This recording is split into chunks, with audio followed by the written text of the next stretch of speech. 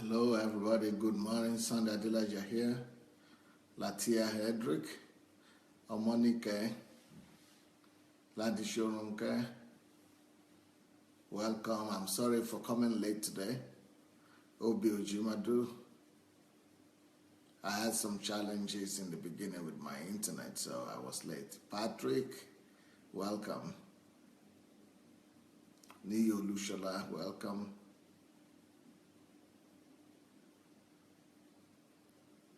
Bidemi, Lola Shorunke, T.Y., Charles Smith,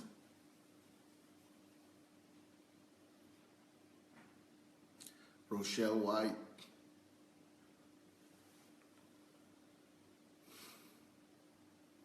Stella Fengitola, Oshuko,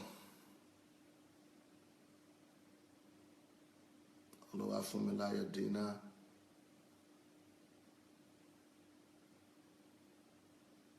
welcome, welcome, welcome. Anne-Marie. Let's go ahead and begin to share the link. I'm going to talk about teenagers who are already becoming young adults. How to parent 18-year-olds. How to parent a child that is 18 years old. So, welcome everyone. Let's go share the link, and then we'll be ready to start today's program.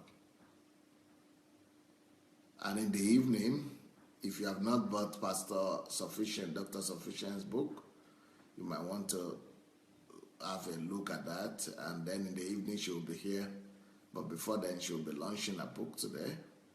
And then we will all do the Ask Pastor Sunday, after which we'll be doing the interview with her. Okay, here we go. If you have shared the link to this program, then we'll be starting the teaching right now. We'll be starting the teaching. Our parenting 18-year-old teenager. Especially when the 18-year-old teenager is already taller than you and bigger than you and making you look like you are the teenager and he's looking like the parent. So anyway, when children are 18-year-old, it takes a new responsibility both for the parents and for the child, because this is the time in their lives when they are coming to maturity. They are coming to maturity mentally. They are coming to maturity emotionally. And even physically, they are coming to maturity. So it's a time when the process of their development is accelerated and almost peaking.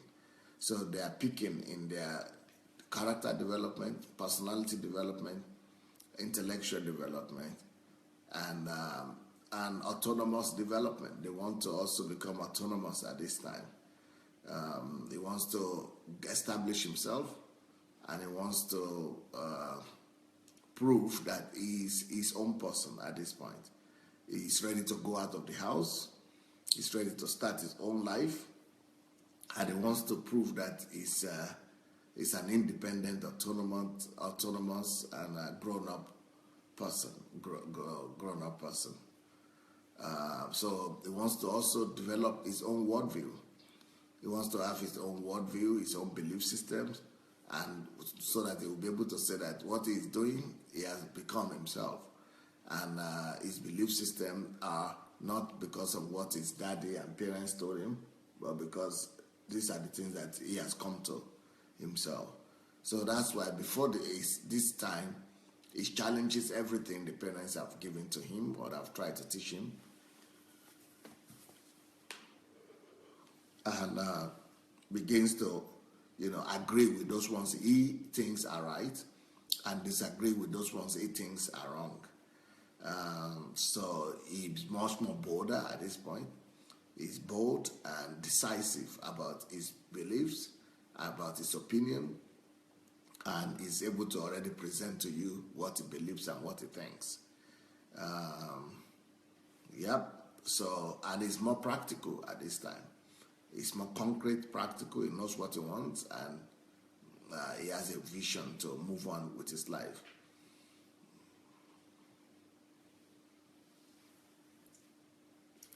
But the parents, of course, could look through him and see that he's not totally grown up yet, and that he's still a child and he's still a young person, and that there are still risks in his life. So the parents still want to be there in his life and help him and give him leadership. But the parents really just need to give him not more than that. They don't need to control him, but they just need to give him, yes, leadership and support his strive and assure him that they are there for him, that he's grown up, that he's matured. The parents should be careful not to express skepticism about him and about his growth and about his development. Otherwise, he will be pushed away from the house. And don't be ironical. Don't treat his words like irony, or don't talk to him in irony, trying to tell him that it's nothing, or he's still a child or something like that. If you are joking, yes, maybe yes, but let him know that you are taking him serious. At this point, a boy like that or a girl, they want you to take them serious. So let them know that you are taking them serious and that you love him or you love her. And that you respect him as an adult, as a grown-up. One of the things they cannot take at this point is that you keep on treating them like a child. They don't want to keep on being treated like a child at this time. To them, they are no more a child. To them, they might even be thinking that they know more than you already, the parents. So to them, they are as grown up as you, and there is nothing new that you can tell them. So recognize them that they are grown-ups. Don't argue with them about that, and just tell them that you are there and you are available to be able to help them and give them leadership when needed.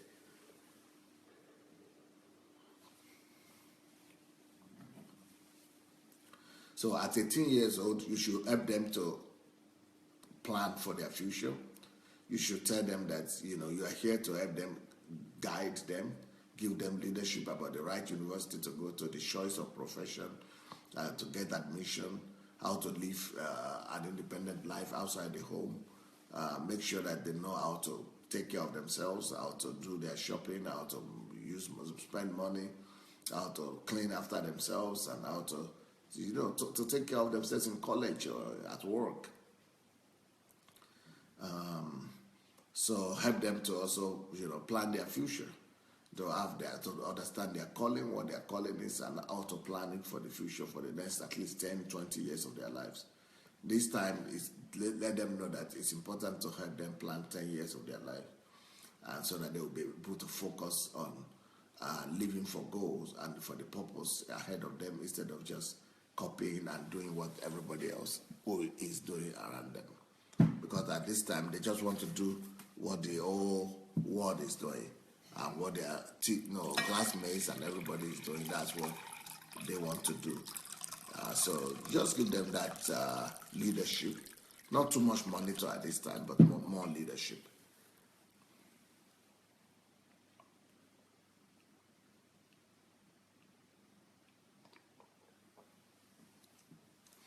At this time, these teenagers are already, it's already easier for them to understand that, they are no more as irritated as they were when they were between 12 to 17. Now they are more cooler, they are more understanding, they are more willing to learn and to hear from you. Not totally, but at least they are more understanding. They also begin to develop understanding for other people. They begin to develop care. They begin to see their need to care for other people. They begin to see their need to take responsibility. They begin to be more adult-like, and they will be more willing to help than before. So this time, the pressure on them, the puberty, no, pressure is already going, and so they are already settling down little by little, but they are still not come out of it. That puberty period will still continue till they are 20, 21 years old. So, but it's on a lower scale than it used to be before. So, so what should they? What are the things that? What are the questions that you want to be able to? Okay, before that, let me say. So, for parents,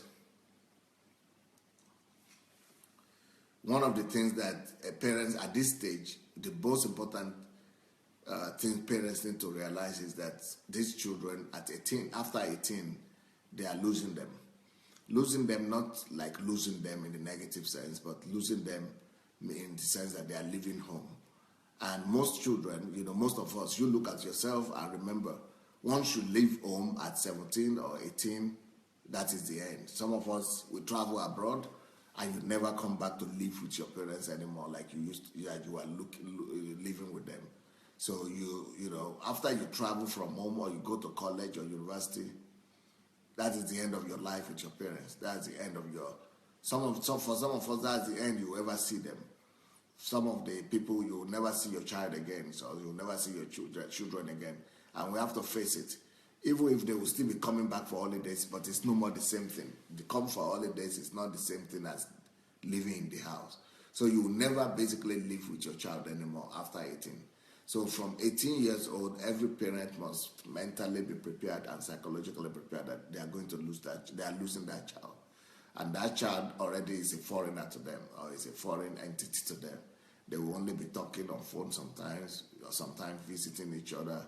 That's it. It's finished. When they go to the university, that's it. Some of them will meet their boyfriends or girlfriends and finish. It means then they will marry. They will never. Sure, they have been finished. That's it. They meet their husband, their wives, and you never see them again. So the most you will know about your child is still 18 years old, and that's still when it's your child. After 18 years old, it's no more your child. It's already an independent person. Even if he comes back home, he's only coming to visit you, and you're only talking as colleagues now more, and it's still so you are no more going to have that opportunity to influence his life like you did before 18. Even if you have any opinion to tell him now, he will only listen to you and do what he wants to do, because you don't have any authority or any influence over his life anymore. He's on his own, and you will not see him again. You just be seeing him in passing. It's just like you are seeing him now. You even be seeing him more often than you see him, because you only be seeing him when he's around. Even when you are in the same country or in the same city, he's in school most of the time. And after school, he goes to get a job, and that's it. That's it. You are just like relatives now. You are just like relatives, especially when he marries, he gets his own family, or he begins to live separately. Finish. That's it. So that's why I personally think that parents are supposed to be there for their children before 18 years old. After 18 years old, you don't have any influence over your child anymore. You don't have. That's it. Your duty is done. They go their own way, and you are left where you are. And but unfortunately, before all this period that are the most important periods in the life of children, a lot of the parents are working. They are busy working, and because the parents are busy working, they don't really give their best to their children. They don't even. We are always thinking that everything is ahead. We will do it in future. Yeah, you will have time. You still have time. But you don't have time anymore. Any other thing that you want to give to your child after 18 years old is just in form of suggestion. So you will suggest, and they will think either to take it or not to take it. Apart from suggestion, you don't have any other weapon. So everybody's going their own way.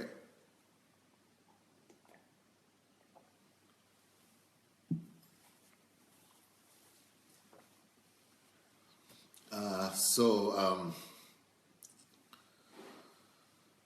so personally, that's one of the reasons that I also used to tell you people that as a husband, I think it is better for you to do your own work well, to work and make your own money before you marry.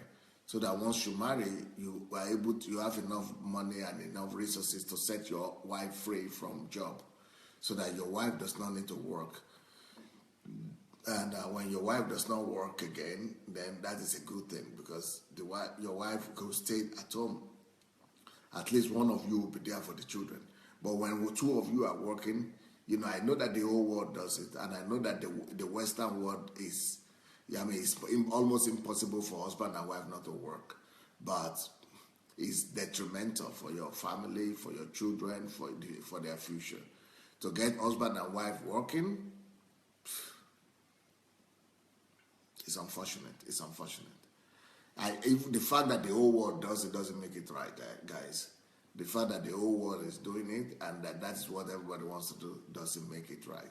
If you want to give back to children and you want to give them your best and you want them to become the kind of children that you'll be proud of, it's better to be prepared for it. That's why I personally think that 50% of people in the world don't have anything to do with marriage. They shouldn't have any business with marriage. 50% of people in the whole world should just live for themselves and for their vision, for the purpose that God asked for them, not even try to go and marry, talk less of having children. Because children and marriage is too much a responsibility for the faint-hearted and for people to just go inside, on the surface. It's a kind of business that is the most challenging in the world, one of the most challenging. Like, for example, I'm a pastor of a very big church here. I have over 20, all over Ukraine here, over 25,000 people under me, right? And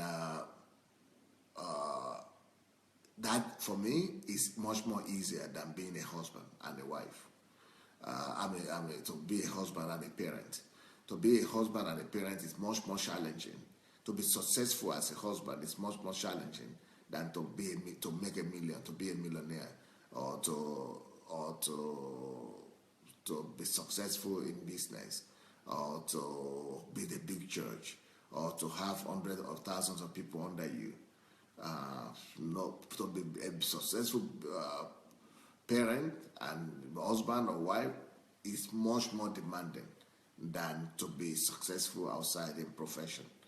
So, but I'm so surprised that not too many people see that, and that everybody is just looking and after money and thinking about survival, about how much money they make, and about work, and they die, and you just work all your life and just die. You never really get to know your kid anymore, and you never really give the most important thing to your beloved, to your children, to your family. You don't really give them any values. You don't even pass anything down through them. They are not carrying you. They are not carrying your future. They are not carrying your passion. They are not carrying your burden. They are not carrying your ideals. They are not carrying your principles. They are not carrying your value system. You are just different people. Everybody is just, it's just a body. You just know that you have a body growing up, and that's a pity. That's a pity, because in real sense, life is supposed to be much more. Life is supposed to be much more purposeful, especially when it comes to marriage. And when it comes to marriage, should not just be about trying to survive together and then you're fighting all your life and crisis and conflict. It's supposed to be a rosy journey. And for that to be, the distractions have to be removed.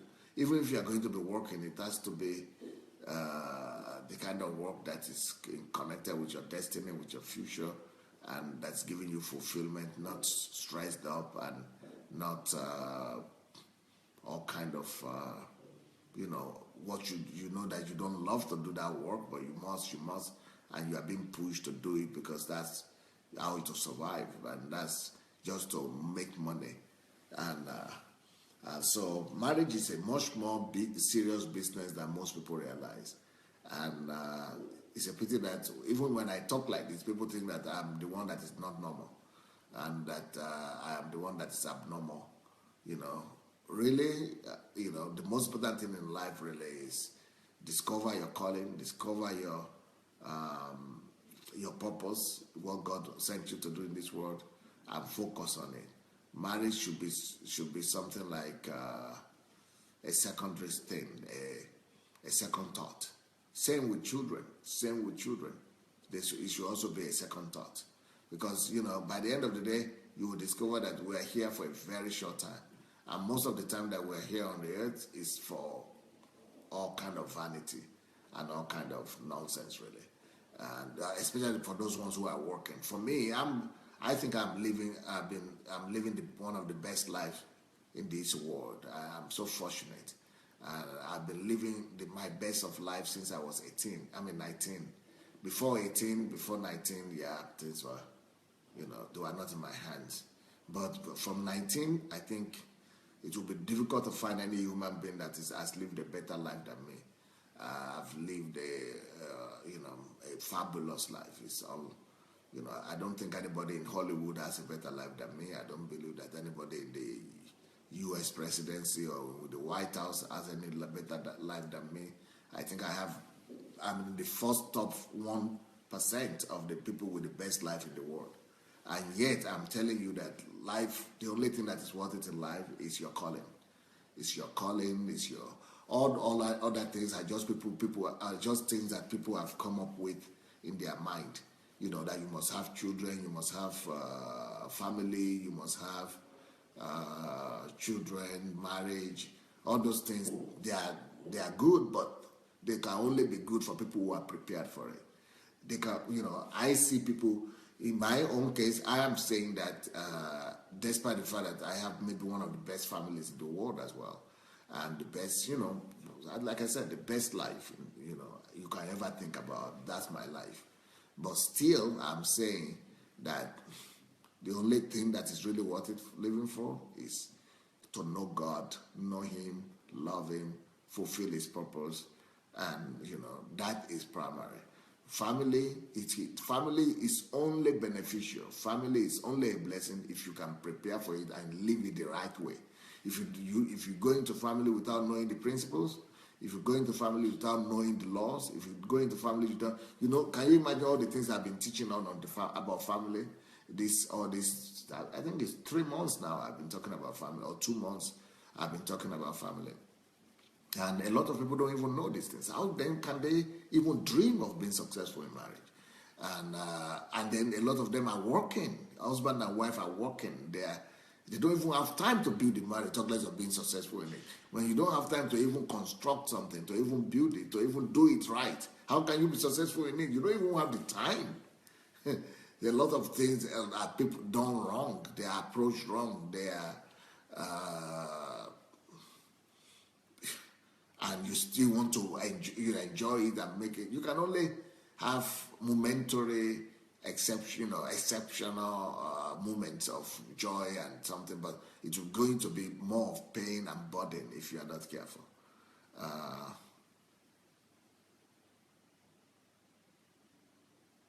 Okay, Ekonsami Thompson is saying, Pastor, can I add that marriage should actually be to support one's purpose? I agree with you, sir. I think I must agree with you.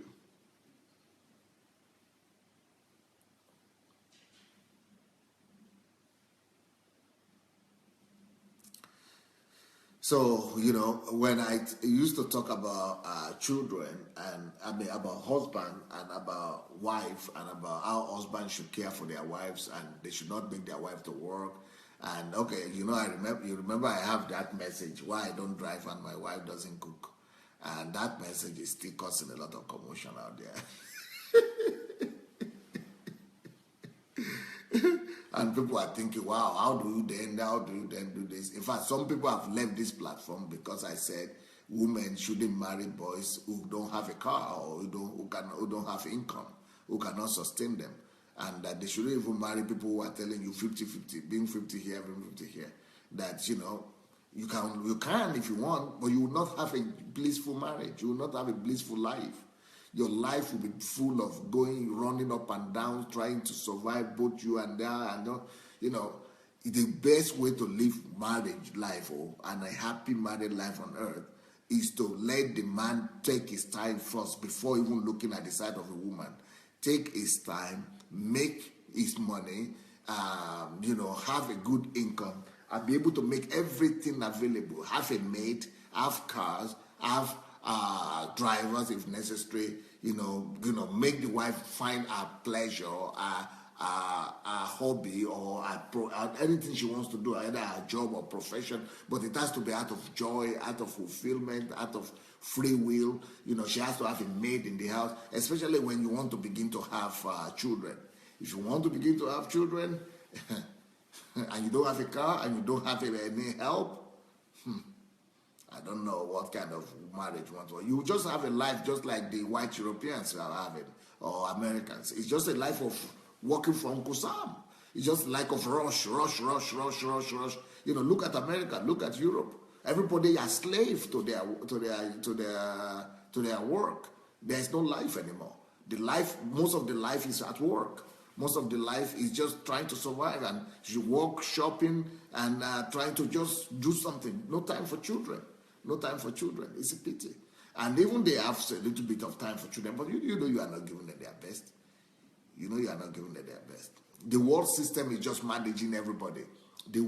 Most people in this world, though, 99%, they are owned by the world system. They don't own themselves.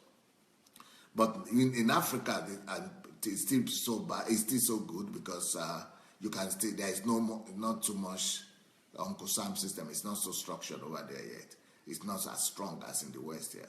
But in the West, though, you don't own yourself. Or don't deceive yourself saying you own yourself. And if you want to know if you own yourself or not, let me ask you a question. If you are living in the West, can you afford to live? How many years can you afford to live? In America or in Germany or in England? How long can you afford to live without going to work and just do what you want? You will not work or you don't have a job. You don't need to get a job. Without getting a job, how long can you live? You can't live even for a year. Most people cannot live. Most people, 99% of people in America, in England, they cannot live for a year without getting a job.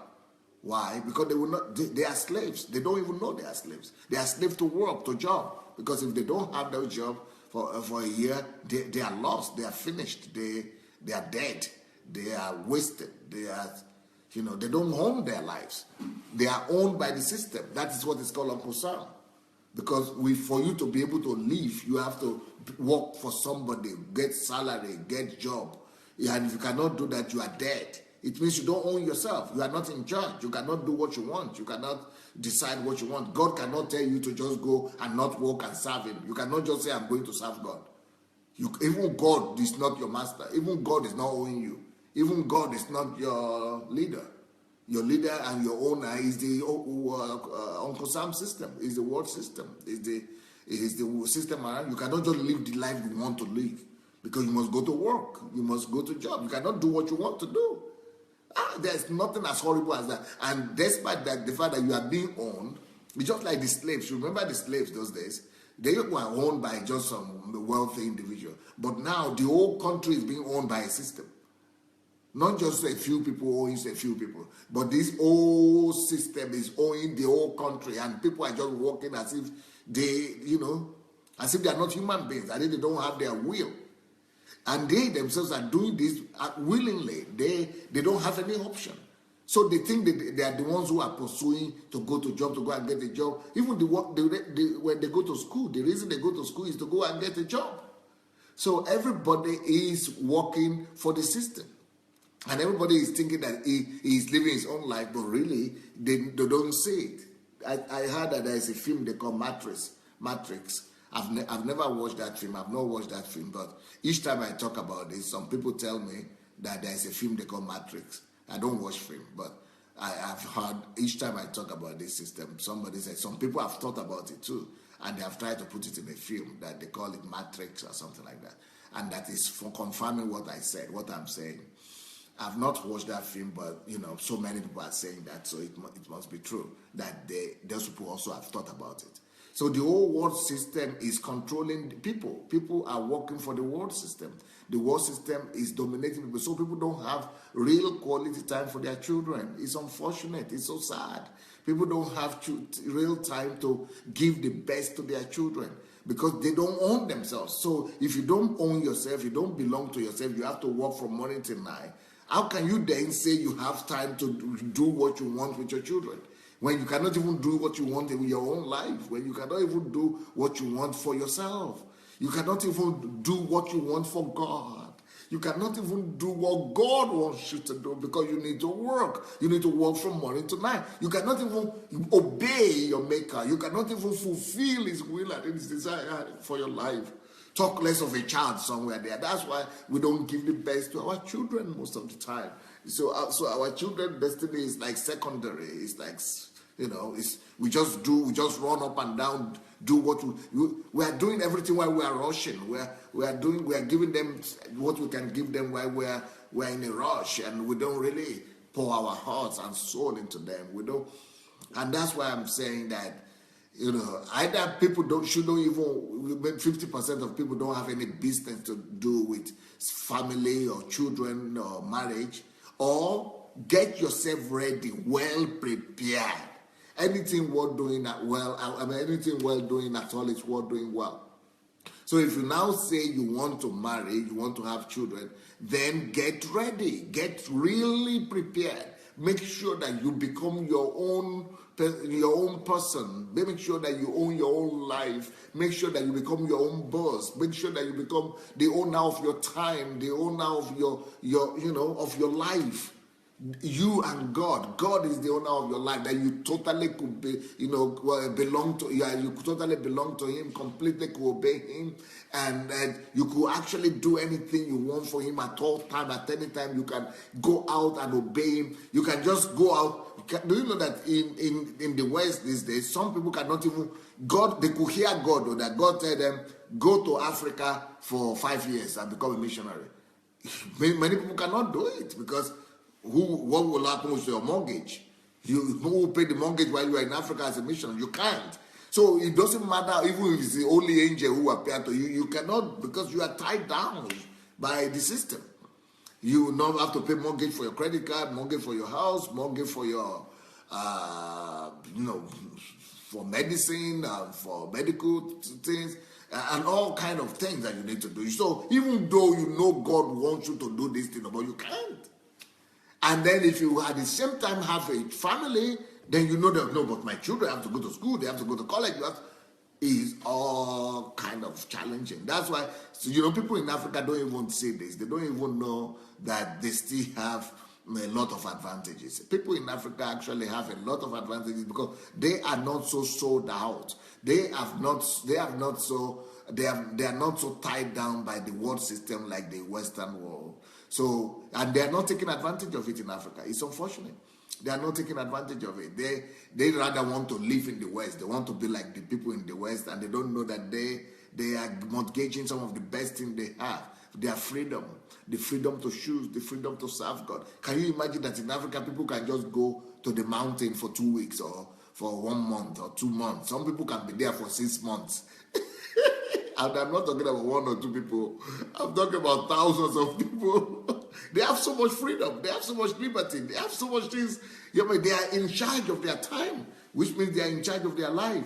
But unfortunately, not all of them even know the power of what they have. Not all of them are even maximizing these things. That's why the future is in Africa. Unless, the mess of Africa. No, Africa is already messed up. But for people who are smart, the future is in Africa. The future is in Africa. The future is in Africa, or not just Africa, the developing countries.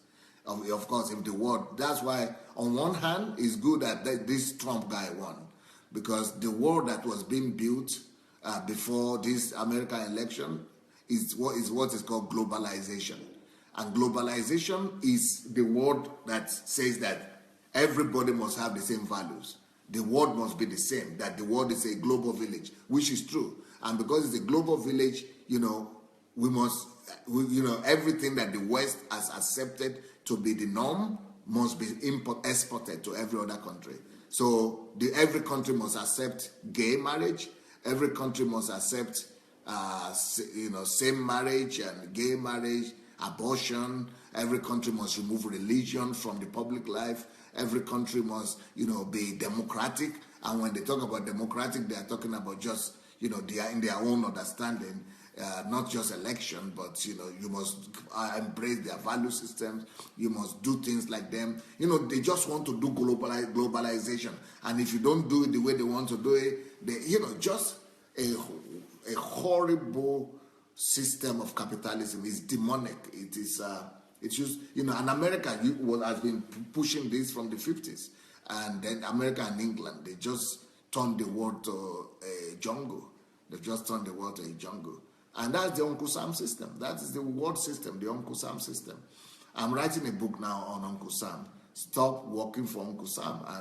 And I hope that book will come out in the new year, because Uncle Sam system is just horrible. It's just unbelievable how much people have become servants. So why am I saying this? That for a lot of parents, it's a shock to them when their children are 18. They don't even realize what's going on. Because when the children are 18, you've lost them. Because they will go to college, and most likely they will never ever come back to become your children that will stay and come and live in your house again. Because once they come out of college, they are going out of that college, they are going to get a job. And once they get a job, finish. They live differently. They live in other states. They live in other countries. They travel abroad. They have their job. They have their house, even if they are in the same town. So you didn't give them anything really. You just fed their body. You are just giving them food and making them go to school. That's all. You don't even know them. They have not even known you. You just know that they are your child. They are your children, and they know that you give back to them, and you've lost them. Some of them get married after college, or in college, and that's it.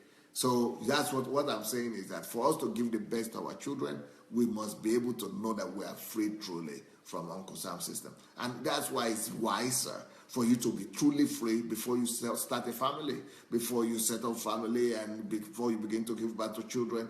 That is the best way to do it. I'm telling you the best way to do it. I know it will not happen for everybody, and not everybody will understand what I'm saying. And but I'm just telling you because, I'm an old man already. I'm 50 years old. And I'm leaving this world. I'm going home soon. I'm going home. I'm not interested in this world. I'm only here to carry out my duty. I'm going home. I'm not excited about this world at all. I'm not excited about here. So if you're excited about here, hold on. Live here forever. Good for you. But I'm not interested. I'm going home soon. I know going home is going to be in the next 30 years or so, but still I'm excited already. I'm already thinking I have less to be here than I've been already. But I'm telling you the truth. If you really want to live the best of life, make sure you set yourself free from the world system before you marry. And don't be married, especially even if you are not set free from the world system yet. But don't go and marry and put you and your wife and two of you are working for the world system, running up and down, and then you still want to have children. You are not doing a good service to those children. You are not serving them well, because if two of you are working and so busy and running up and down, and you cannot even stop, and even when you are pregnant, you cannot even stop working, and you want to still say you want to become the best parents, you are not going to become the best parents. You are not going to give the best to the children.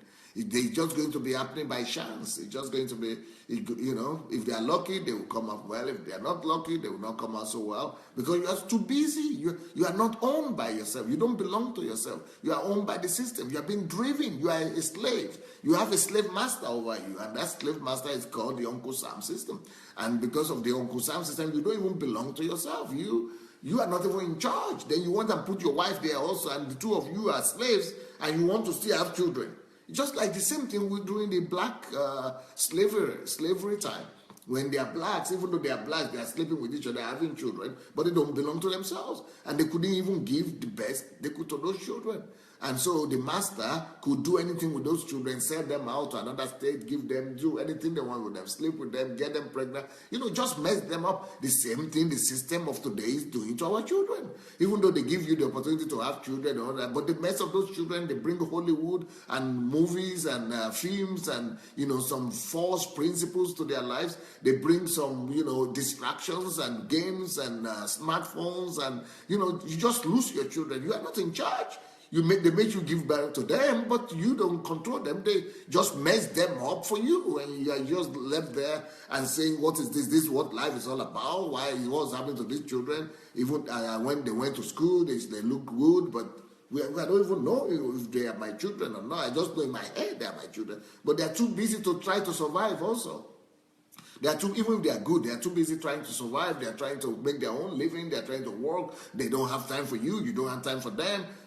That's what the world system does. That's why the best way to live in this life is for you to be, first of all, independent of the world system. Secondly, find your purpose in life, and make sure that is elevated above your survival instinct. Make sure that your purpose is you are living for your purpose rather than for survival or for just trying to make a living. That is where that is. Yeah, so, well, where did I get here in the first place? Yeah, let's keep on talking about the young people. So what do you do with young people before they leave home? Because once they leave home, it's so sad. Once they leave home, they are gone. So before your children leave home, or maybe they leave home at 17 or 18, what are the things you want to make sure that you discuss with them? You want to make sure that you put some things in them and you give them some foundation. So these things are what you are supposed to do, at least starting from when they are 15. So starting from, maybe so you could even start earlier if your teenagers are growing faster. Maybe from the age of 14, between 14 and 18, you must make sure that you discuss these key questions with them. Because once they leave your house, they have left your house. And once they leave your house, you will always be regretting the things that you did not succeed in giving to them. And they are more receptive when they stay in your house, and they are more receptive when they are younger. But when they have gone to the university and they think they are wiser than you, it's much more difficult to prove anything to them. So what are the things that you want to discuss with them? What are the things that you want to let them to know, and what are the values you want to hand over to them before they go? Number one, make sure before they leave your house, that you let them know that God sent them here for a purpose. That they are not your children, that you are not the ones who gave birth to them, that you are not the ones who sent them to this world, that God sent them to this world. Discuss purpose with them. Let them know that they were sent to this world by God, and that God has a purpose for them, and help them to discover their purpose. I have a book. That book is called Who Am I? It's on Amazon. It's on Okada Books. Look for it. Sit down with him, with your son, or give him the book at least. Let him read for himself, or with your daughter. Let them discover themselves before they leave your house. If they don't, I'm sorry, they will end up taking your place at the Uncle Sam farm. They will end up taking your place at the Uncle Sam farm. They will end up being a slave to Uncle Sam, just like you are all your life. They will finish their school, their university. They will be excited because the whole world is excited about a job, getting a job, salary, and they are just going to mortgage their lives. They are just going to mortgage their time. And they're just going to mortgage their future. The next 40 years of their life, they will be working for Uncle Sam and trying to be involved and engage in the rat race of survival. And it's all rat race. They will not realize it until they are old and too weak to start all over again. So if you don't want your children to make that mistake, to repeat your mistake of a rat race, Let them discover themselves before they leave home. Before they leave home, discuss destiny with them. Even apart from my book, Who Am I have all this my series of teachings that I've been doing on Facebook and on my blog or on YouTube. Go and find the series on calling and purpose, and then let them do. You just if you need to beg them, beg them. If you need to stand on their feet, on your feet before them, stand on your feet before them. But let them make sure that they go and listen to all those teachings on calling and purpose. Let them make sure that they discover their calling. But the earlier they do this, the better. If they're 14 years old, if they're 15 years old, if they do it at 15 or 16, but they must do it before they get out of your house. My son, he discovered his calling when he was 11, 12. And he knew what he's doing. He knows exactly what he's doing. My children, my girls, they discovered who they were from when they were already 6 or 5 or 6. So make sure that your children are living for purpose and destiny before they leave your house. Help them to discover who they are. That's one thing you want to settle with them. At least you will have peace. At least you will have good conscience before God, that at least you gave them something. You help them do something before they leave. The number 2 thing that you want to discover with them is let them learn to live a purpose-driven life every day. Let them have their life live for goals. Let them have their life planned out. You want to help them to say, okay, in the next 10 years of your life, this is what you want to do. This is what you want to achieve. Sit down with them and help them to plan out their lives. For those some of you who don't know how to do that, you might want to go and see my HMT training that I did this November, and I think we have the recording somewhere there on the YouTube on YouTube as well. I think it's one of those list of messages that we have done. So you can you can go and listen to how to really plan so that they would live a purposeful life, a purpose-driven life. They are living a planned life. One of the problems in this life is that people don't live for what they want to live for. And if you are not having a plan, a purpose-driven life, a goal, and your life is now, your time is not planned out, a lot of winds blow your way, and you follow those winds. You go to where the direction the wind blows to. So that's what will happen to a lot of people. They'll just be following their friends, copying their work, their colleagues at work, and just doing what the community and people around them are doing. That's the only thing they end up doing. The next thing that you want to make sure that you teach them before they leave home is the power of the right environment. The Bible tells us that even good manners, they are spoiled or destroyed or corrupted by bad company. So no matter how good the manner that you have given to them, no matter how good character, how good principles, no matter how great those principles are, no matter how great the character of the child is, no matter how wonderful things that you have taught them, if they fall in the wrong company, if they get in the wrong fellowship with the wrong people, if they go to the wrong environment, that character will fall like a paper house. It will just crumble. So one of the things you want to really teach your people is your children before they leave home is the power of the right environment. Make sure that they get the right environment, because bad company will destroy, will corrupt good manners. It doesn't matter how good the manner, the character is, the manner is. It will be destroyed and corrupted by bad company. So because 50% of all the success, all who will become in life, 50% of all who will become in life is as a result of our environment. So environment is 50% in the factor of whatever will become in life, and it is only 40% that is character and 10% knowledge. So for some of you who might be interested in HMT, maybe you missed one in November. We want to do a short one just for 4 days for students here in Ukraine. So if you are interested, please follow the link that is there. I think they will give you a link about the HMT.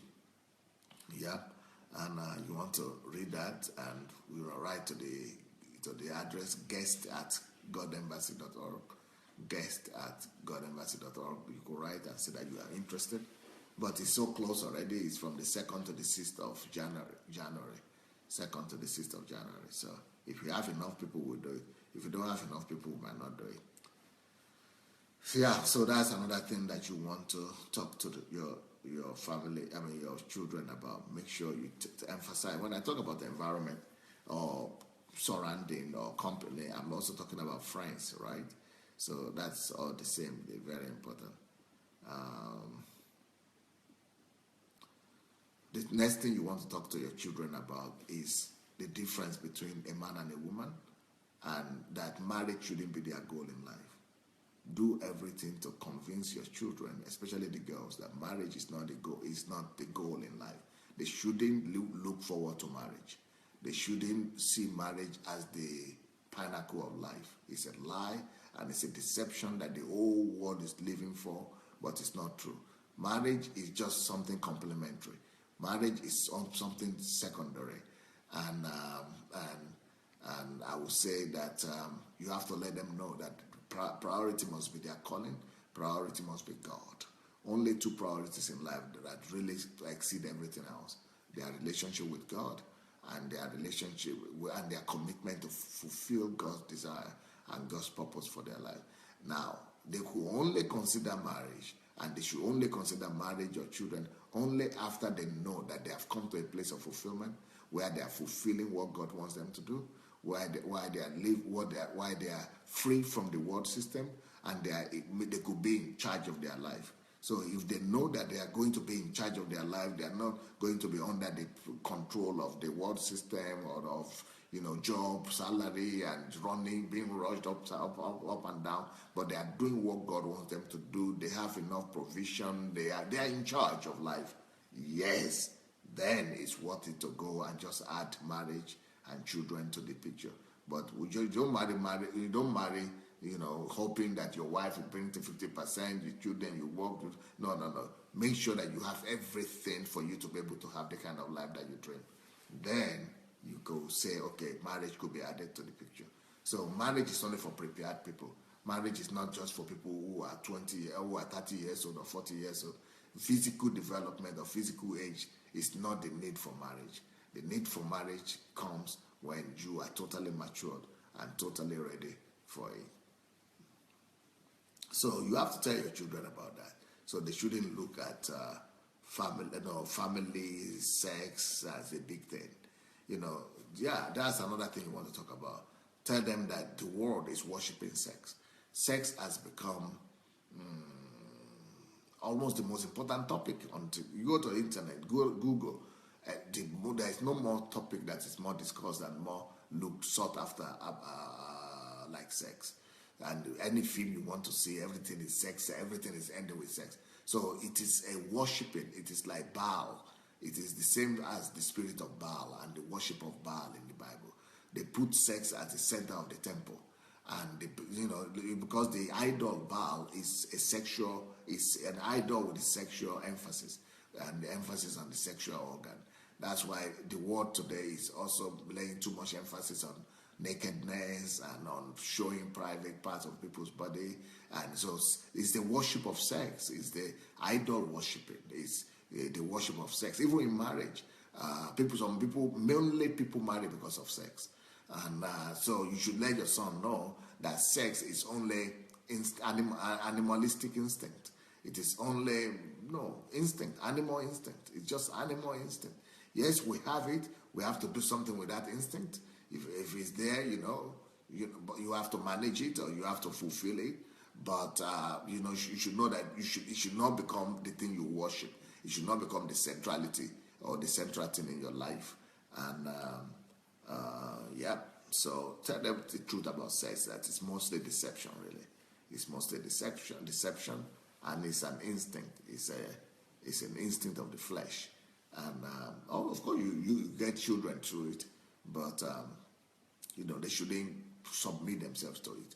It's something they could take advantage of, they could use, they could fulfill, but it's not the most important thing in life. Again, the most important thing in life is their relationship with God and the willingness to fulfill his desires for their lives, to please God, and to fulfill his purpose.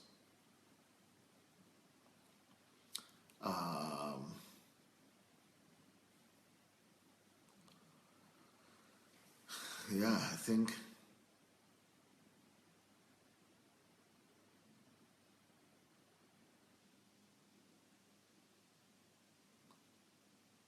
next thing you want them to know before they leave home is that anything could happen in life. Life, they could fall, they could rise. There will be both good and bad in life. There will be both black and white in life. Sometimes they make it, sometimes they fail, sometimes they will fall, sometimes they will disappoint themselves, sometimes they will disappoint God, but they should always stand up and go. They should always arise and keep on going. So different things will happen in life. Let them know that they will not always have victory in life. Things will not always go their way in life. But they should be open with themselves and be truthful with themselves and live life of truth.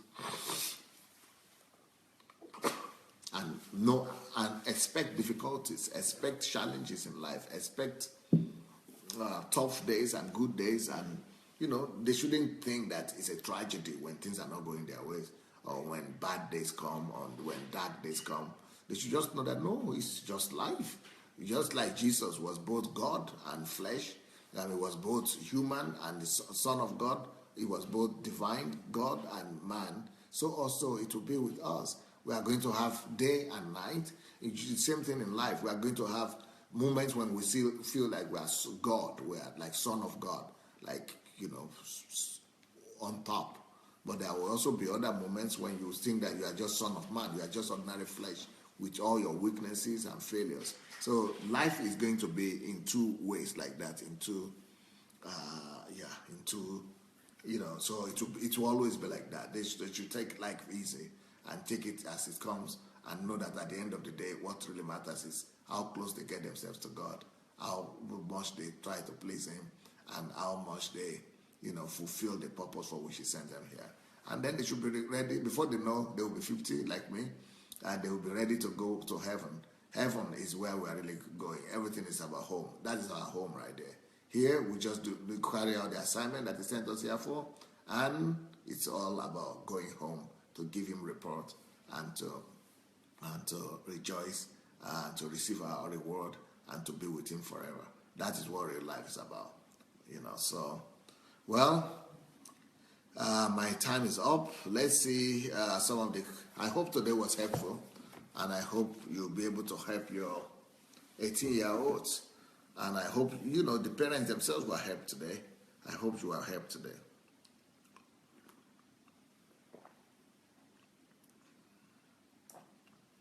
I see people congratulating a certain brother Nwosu. So, greetings to you too. And my congratulations. My congratulations to you. Happy birthday. Happy birthday. Let's see some of our comments. And before we move on.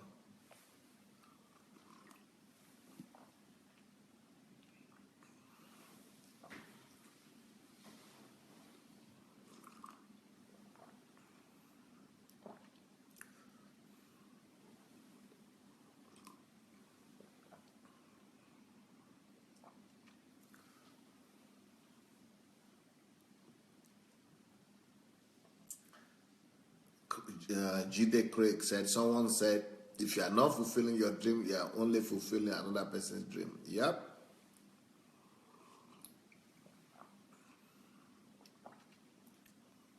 Omonika said, Pastor Sunday, listening to you made me realize so many things. Life is too short.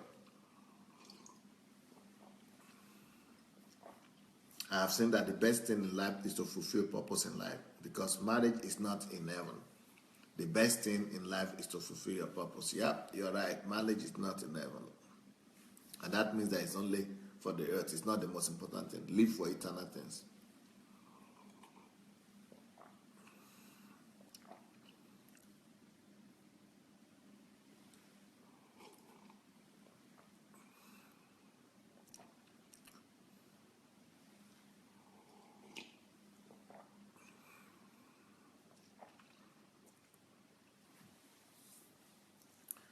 Jide said, if you go to our airports in Nigeria, you will see hundreds of white and Asians trogging into Nigeria now.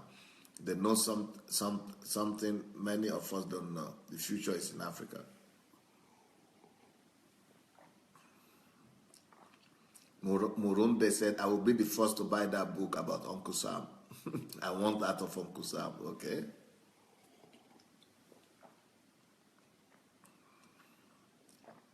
Tiwa is saying, this thing you are saying is breaking my heart, Dr. Adelaja, but it is the truth.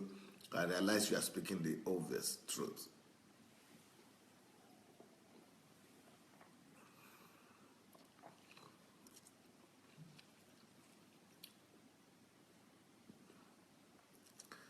Gift Amos says, I too know that the world is not our home. We came to fix things here, and after we are done, we go back to our maker.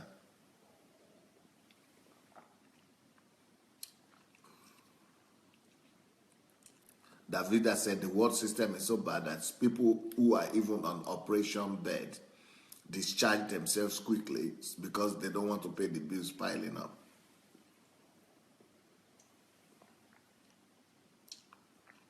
Yeah. Ekonsami said, Pastor, I wrote yesterday about rapture. People were laughing.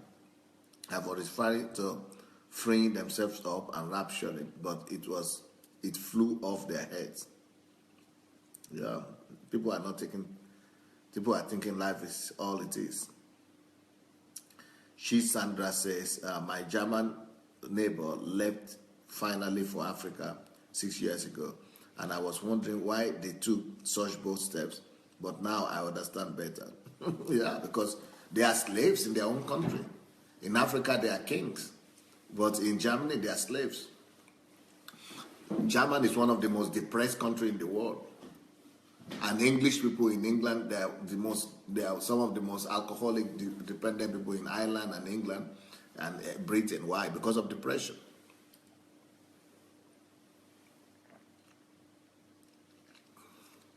But we Africans are still excited being in Europe because of bread and butter, economic refugees. Davida said the school system is only indoctrinating people and producing more proteges for Uncle Sam. Yeah, not protege, more slaves for Uncle Sam.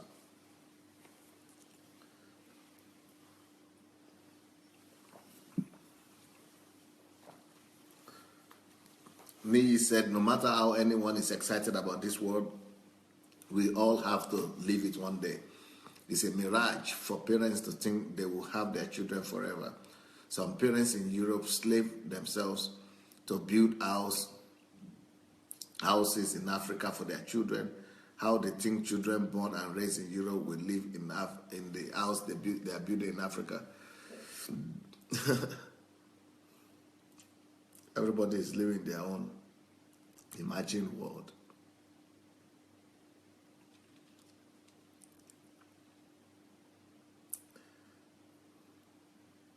Agape said, you are right, Pastor Sunday. When my son was over 18 years old, he told me he has applied for a property he's living on.